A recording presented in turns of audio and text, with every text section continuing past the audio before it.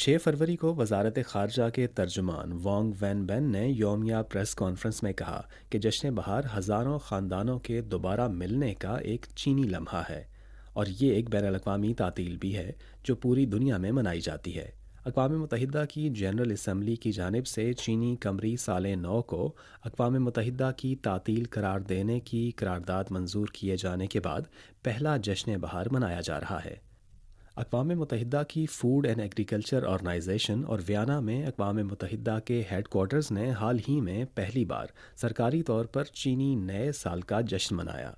इस वक्त दुनिया भर के तकरीबन 20 ममालिक ने जश्न बहार को कानूनी तातील करार दिया और दुनिया की आबादी का तकरीबन पाँचवां हिस्सा मुख्तलिफ़ शक्लों में ये त्यौहार मनाता है।